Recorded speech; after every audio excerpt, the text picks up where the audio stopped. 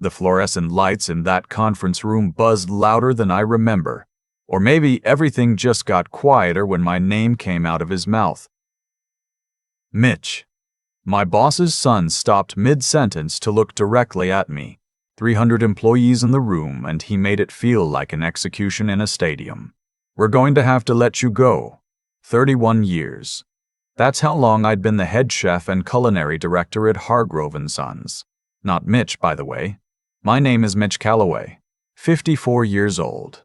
Former Army cook who came home from 2 tours and spent the next 3 decades turning a struggling hotel restaurant into the kind of place where people proposed marriage, celebrated anniversaries, made the calls that changed their lives over a plate of food I built from the ground up. Elliot Junior didn't build anything. He flew back from London 6 months ago with a culinary arts certificate from a school that cost more than my house and a vision for what the restaurant needed to become. Modern, streamlined, Instagrammable. His exact word. He used it in the 3rd sentence I ever heard him say. I'd cooked for his father's retirement party 14 years ago. Elliot Sr. cried over the beef tenderloin. Said it was the best meal of his life. The son looked at me like I was a liability on a spreadsheet. Your contract will be honored through the end of the month, he said. His voice didn't crack, didn't even ripple. Security will escort you to collect your personal items after this meeting. 300 people heard that. Kitchen staff, front of house, managers, administrative staff, people I'd trained, people who'd eaten birthday cake in my kitchen, people who'd come to me when their marriages were falling apart or when they needed a second chance and I'd given them one. I didn't say anything. My son-in-law was sitting 4 rows back. He's a line cook, been with me for 8 years. I didn't look at him because I knew if I did, I'd lose it, and I wasn't going to give Elliot Jr. the satisfaction of watching that happen. My boots were quiet on the carpet as I stood. Army muscle memory. Head up, shoulders back, face neutral. I'd navigated worse than a 29-year-old with a trust fund and an attitude problem. 2 tours in the Gulf taught me the difference between a setback and a defeat. I walked out of that conference room while Elliot Jr. was already moving on to the next slide in his presentation. The security guard who walked me to the kitchen was a kid named Danny. He'd been eating my staff meals every Friday for 3 years. He couldn't look at me the whole time. I packed my knife roll, my personal spice kit, the framed photo of my daughter on her first day of nursing school, and the handwritten note from Elliot Sr. that was pinned above my workstation. Said it was the honor of his life to have me in his kitchen. I took that note, left everything else exactly where it was. It was 2:30 in the afternoon. I sat in my truck in the parking garage for a while and didn't do anything, just let the engine idle. My daughter had texted while I was still upstairs. She works the morning shift at a hospital outside Philadelphia, 3 years into her nursing career, student loans that make my stomach hurt when I think about them. I'd been quietly paying the interest for the last 2 years without telling her, just enough to keep them from ballooning while she found her footing. Now I ran the math in my head again, and the numbers felt different. I called her back. Dad? Everything okay? Yeah, sweetheart, just checking in. You sound weird. Long day. How's the shift? She told me about a patient who'd made her laugh. I listened. I didn't tell her anything about the conference room. After I hung up, I drove to a bar called Rudy's that I'd been going to since 1997. Same red vinyl bar stools. Same Rudy behind the counter. 20 pounds heavier than when I first walked in, but with the same unhurried hands when he poured. Early, he said. Yeah. One of those days or one of those years? Hard to tell yet. He set a bourbon in front of me without asking. I stared at the glass for a while. Here's what I didn't tell anyone in that conference room. What I hadn't told anyone in 31 years, actually. When Elliot Sr. hired me, I was 33 years old with no culinary degree, no pedigree, and a menu idea that nobody in the industry thought had a future.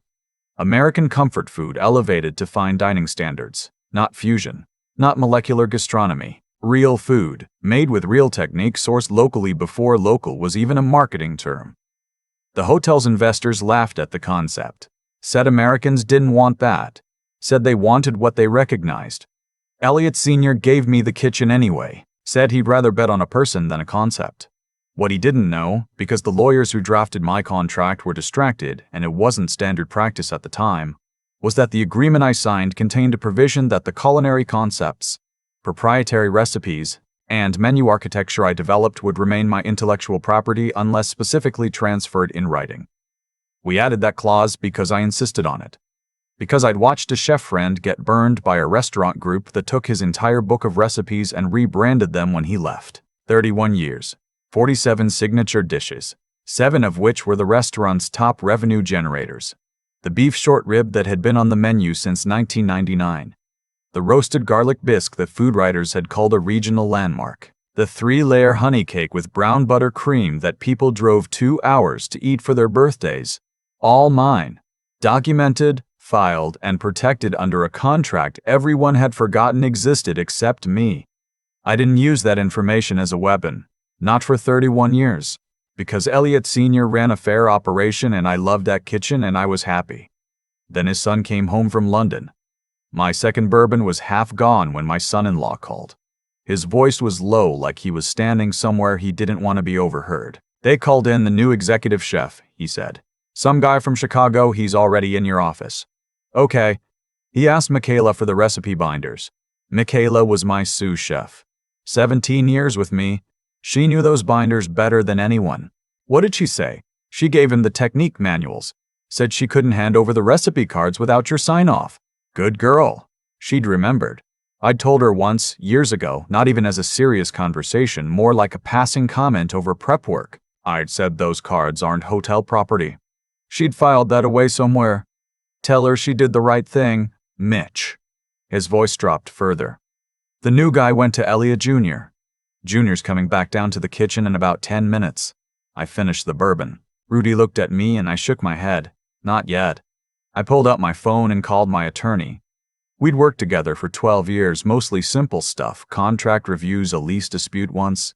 She picked up on the second ring. "I need you to pull my original employment contract with Hargrove and Sons," I said. "The one from 1993. There's an IP clause in Section 7. Silence. Then the sound of her chair moving. "Mitch." "What happened?" "I got fired this afternoon." "In writing or verbal?" "Verbal. In front of 300 people." More silence. "Give me an hour." While I waited, my son-in-law texted me updates in short bursts. Elliot Jr. had arrived in the kitchen, asked for the recipe binders directly. Michaela told him they weren't hotel property. He told her she was wrong. She asked him to show her the documentation. He told her he didn't need to show her anything. She said she'd need that in writing before she handed over anything. He got loud. 3-line cooks stopped working and stood there watching. Elliot Jr. wasn't used to people who didn't flinch. He called in the hotel's general manager. The general manager called the hotel's corporate legal team. The corporate legal team apparently had not read my 1993 contract recently. Because 20 minutes later, according to my son-in-law, the energy in the kitchen had shifted considerably. My phone rang. "My attorney, the clause is there," she said, "clear as anything. All original culinary concepts, proprietary recipe formulations, and branded menu architecture developed by the employee remain the exclusive intellectual property of the employee absent a written assignment agreement." Was there ever a written assignment? Not that I can find. Not in anything they filed with us, and not in the copies of your files. So those recipes are yours, every one of them. I let that settle. "What's the play?" She thought for a moment. "They can't use them, not legally. If they try to serve those dishes under their menu without a licensing agreement from you, every plate they sell is infringement. The short rib alone has been on their menu for 25 years. I can have a cease and desist ready by tomorrow morning. How long before they feel it? The moment it's served. Their entire dinner menu relies on 7 of those dishes. The bisque and the short rib are their Friday and Saturday pulls. You take those off the table and they're serving generic hotel food that nobody's driving 2 hours for." I looked at the bar. Rudy was wiping glasses down at the other end, minding his own business. "Draft the letter," I said, "but don't send it yet. I want to make a call first." The call I made was to Elliot Sr. He was 71 years old and had been mostly retired for 4 years. He answered on the third ring, sounded like he'd been napping. "Mitch." His voice was warm the way it always was. I heard what happened. Junior called me an hour ago. What did he tell you? That he was restructuring the culinary leadership. That it was time for a new vision. A pause. I'm sorry. I know that doesn't help. Did he tell you about the recipes? Long pause. No. Sit down, Elliot. I told him everything. The clause. The binders. The cease and desist my attorney was drafting. I didn't do it to hurt him. I did it because he deserved to know what his son had walked into. By the time I finished, he was quiet for a long time. He fired you in front of the whole staff, he said finally. Not a question. Yes. In front of 300 people. Yes. Another long silence. I could hear him breathing. What do you want, Mitch? That was the question, wasn't it? What did I want? I'd been thinking about it since I walked out of that conference room. I'd thought about it while I sat in my truck, while I drove to Rudy's, while I drank 2 bourbons and waited for my attorney to call back. I want what's mine, I said. I also want a licensing agreement. Fair market rate for every dish they use. Monthly royalties. Indexed to menu revenue. And if Junior won't agree, then the cease and desist goes out tomorrow and they can figure out how to sell a $48 ante without the recipe. I heard him exhale slowly. I'll call you back. It took him 40 minutes. When he called back, Elliot Sr.'s voice had an edge I hadn't heard in a long time. Not anger exactly. More like a man who had just had a conversation with his son that he hadn't wanted to have. He's ready to talk, Elliot Sr. said. He's asking for a meeting. Where? The restaurant. Tonight. Same conference room? He suggested the dining room. I thought about that.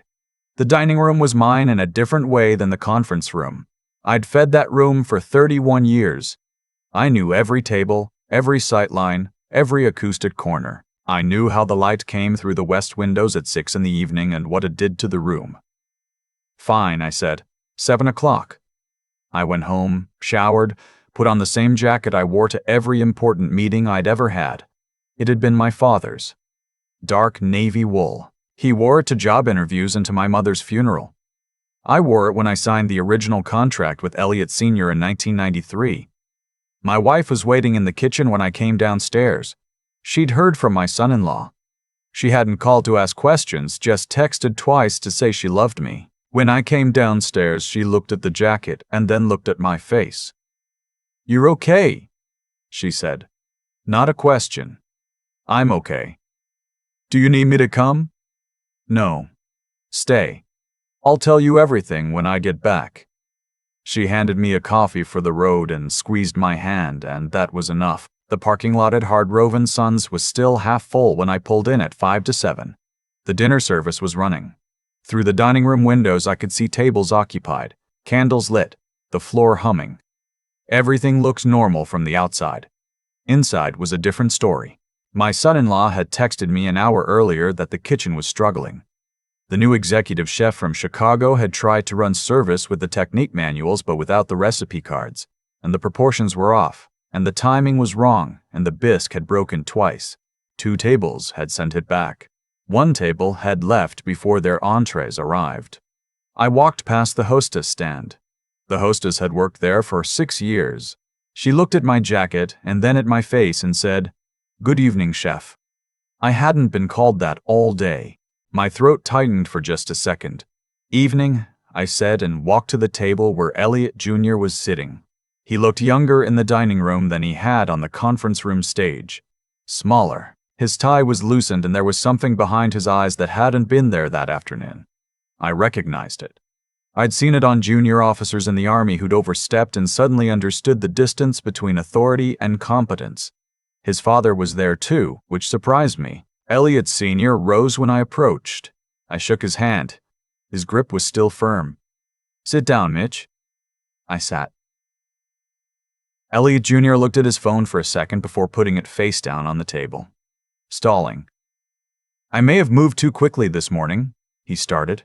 "You fired me in front of 300 people," I said. "Even, no heat in it, just the fact." He didn't respond to that. "The IP situation," he said. "Our legal team reviewed the contract. I know what they found. We'd like to discuss a path forward. So would I. He slid a folder across the table. I didn't open it yet. We're proposing a consultant arrangement, he said. You'd advise on menu development. 60-day contract. We'd handle the licensing question as part of the engagement terms.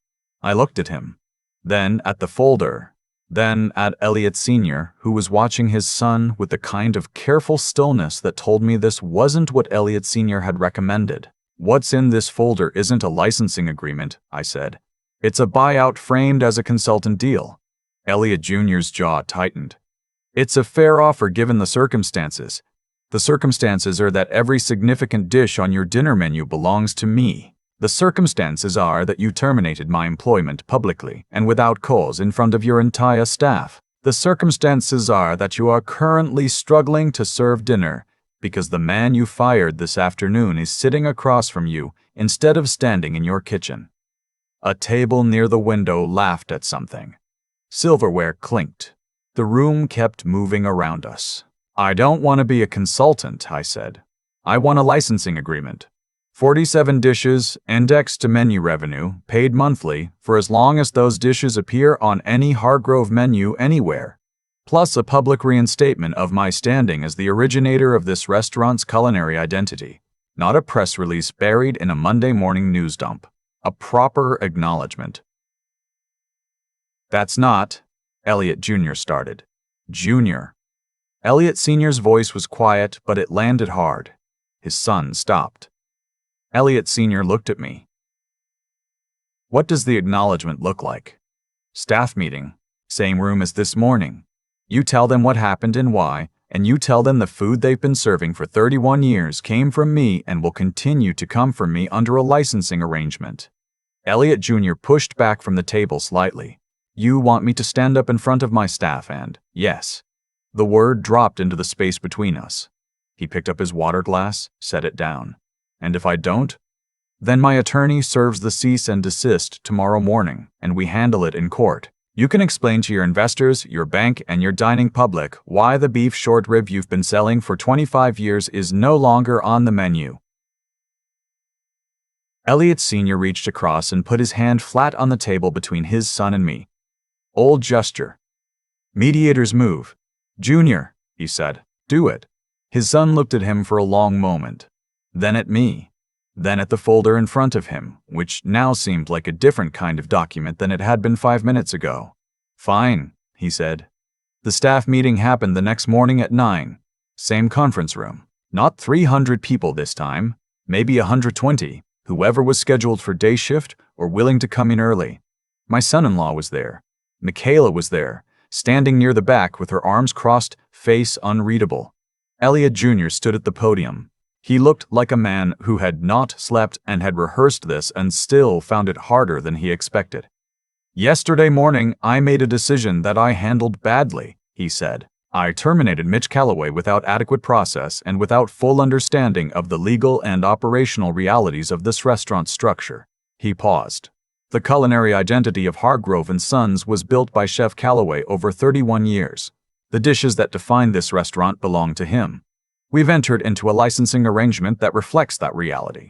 He is and will remain the originator of this restaurant's food. Nobody applauded. It wasn't that kind of moment. But Michaela uncrossed her arms. My son-in-law looked at the floor in a way that told me he was keeping himself together. The general manager, who'd been standing near the door with his arms crossed, slowly let them fall to his sides. I didn't say anything. Didn't need to. 3 weeks later, I was sitting in a small corner office in a building 2 miles from Hargrove & Sons. It was not a fancy office. It had a whiteboard, a coffee maker, a desk that I'd bought secondhand, and a window that looked out onto a parking lot. But it was mine. The licensing checks had started coming in. First one arrived on the 15th of the month, direct deposit into an account I'd set up specifically for this purpose.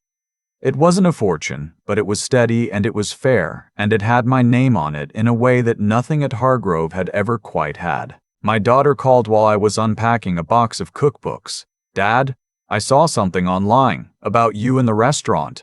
What did you see? A food blog. Says you negotiated some kind of deal for your recipes.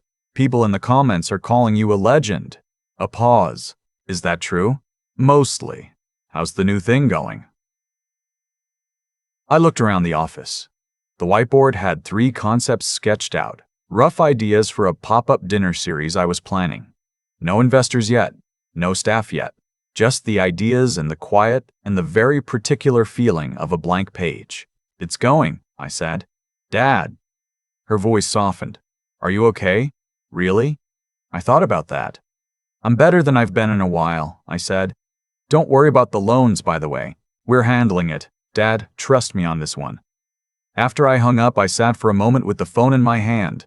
Out the window, a guy in a delivery van was parallel parking badly. The coffee maker behind me was finishing a cycle. Somewhere across town, the dinner prep at Hargrove was probably starting. They'd hired a new executive chef, a good one this time, someone who actually knew how to run a kitchen. They were paying her well, and she was respecting the dishes, and the short rib was back on the menu, and the tables were full again on weekends. They were paying me for that. Every plate. I picked up a marker and turned to the whiteboard. The Army teaches you a lot of things. How to function without sleep. How to stay level when everything around you is noise. How to identify the difference between a setback and a situation you can use. Getting fired in front of 120 people was a setback. Finding out I'd been sitting on 31 years of intellectual property that nobody had ever bothered to claim was something else entirely. I started writing on the board. Just the bones of an idea, a dinner series with no fixed menu, where the dishes changed every week based on season and instinct and whatever was interesting. No corporate structure. No investor meetings.